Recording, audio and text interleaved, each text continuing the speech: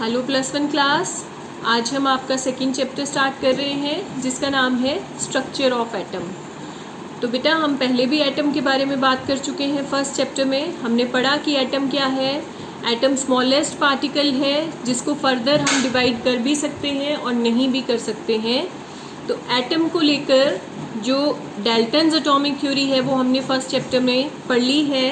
अभी हम एटम को जैसे हम कह रहे हैं कि इसको हम फर्दर स्मॉलर पार्टिकल्स में डिवाइड कर सकते हैं, उसके बारे में पढ़ेंगे। तो वो जो स्मॉलर पार्टिकल्स हैं जिनमें हम एटम को डिवाइड कर सकते हैं, इनको हम फंडामेंटल पार्टिकल्स कहते हैं। और इन फंडामेंटल पार्टिकल्स में कौन कौन आते हैं? इलेक्ट्रॉन्स, प्रोटॉन्स और न्यूट्रॉन्स।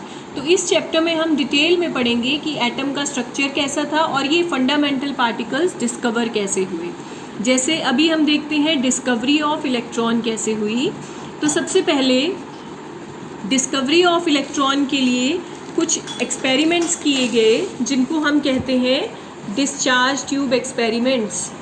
ये किसने किए थे? जे थॉमसन ने किए थे। अब डिस्चार्ज ट्यूब एक्सपेरिमेंट्स में क्या किया जे थॉमसन ने? क्या ऑब्जर्व किया उन्होंने कि जब नॉर्मल कंडीशन होती है प्रेशर की, तो कोई भी गैस जो है वो पुअर कंडक्टर ऑफ इलेक्ट्रिसिटी के जैसा बिहेव करती है। पर अगर हम इस प्रेशर को रिड्यूस कर दें, कम कर दें, नॉर्मल पे तो gas non conductor of electricity है। अगर हम प्रेशर को कम कर देते हैं तो वही गैस कंडक्टिंग हो जाती है। कंडक्टिंग से क्या समझ रहे हैं हम? कि अपने में से इलेक्ट्रिक करंट को ये क्रॉस होने देगी। तो 1879 में विलियम क्रुक्स नाम के एक साइंटिस्ट हुए।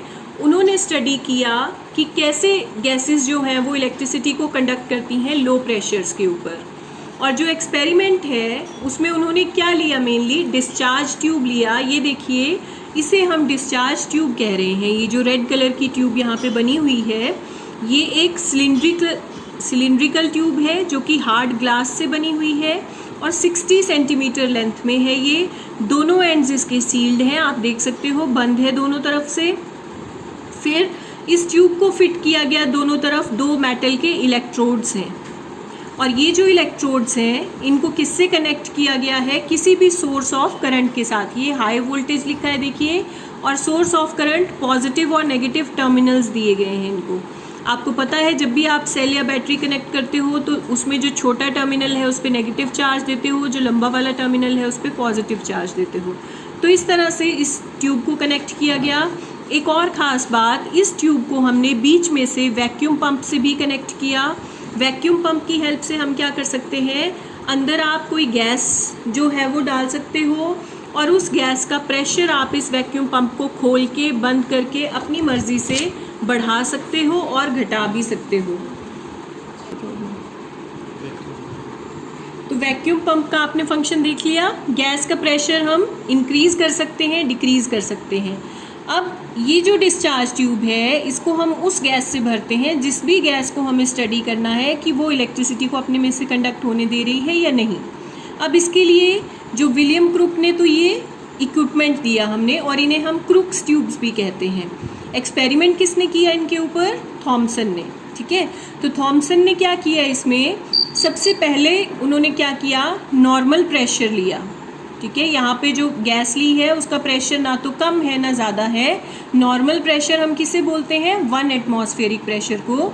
तो जब उन्होंने नॉर्मल प्रेशर पे यहाँ पे गैस ली, हाई वोल्टेज करंट यहाँ से पास कराया। हाई वोल्टेज 5000 से लेके 10,000 वोल्ट्स का करंट जो है वो यहाँ पे पास करवाया गया। तब भी थॉमसन ने क्या ऑब्जर्व किया? थॉमसन ने देखा कि गैस अपने में से इलेक्ट्रिसिटी को कंडक्ट नहीं कर रही थी। ठीक है, सेकेंड टाइम उन्होंने क्या किया? सेकेंड टाइम उन्होंने इसी डिस्चार्ज ट्यूब में जो प्रेशर है वो रिड्यूस कर दिया। रिड्यूस कैसे किया? इस वैक्यूम पंप से गैस को बाहर पंप आउट किया, थोड़ी सी गैस बाहर निकाल ली, प्रेशर कम कर दिया। जब प्रेशर रिड्यूस हो गया 10⁻² एटमॉस्फेयर तक, तो उन्होंने क्या देखा कि गैस जो थी वो लाइट को एमिट कर रही थी। और कलर का लाइट का जो कलर आया वो किस पे डिपेंड करेगा? हमने यहाँ पे ट्यूब में कौन सी गैस ली है उसके बेसिस पे। फिर उन्होंने तो दोबारा से थर्ड टाइम उन्होंने क्या किया?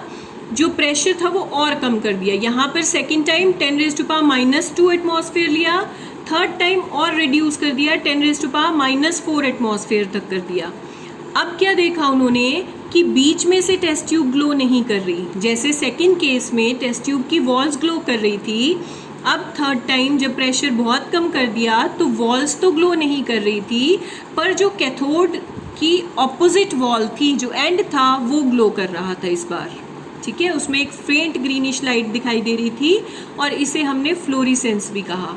तो इस तरह से ये जो हमारे क्रूक्स की ट्यूब्स थी उन पे विलियम थॉमसन ने एक्सपेरिमेंट किया, जे थॉमसन ने, और ये 3 एक्सपेरिमेंट्स किए उन्होंने।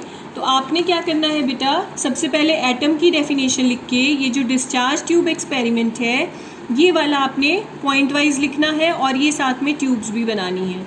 आज के लिए इतना ही। नेक्स्ट लेक्चर में देखेंगे इनमें से इलेक्ट्रॉन कैसे डिस्कवर हुआ। Thank you, have a nice day.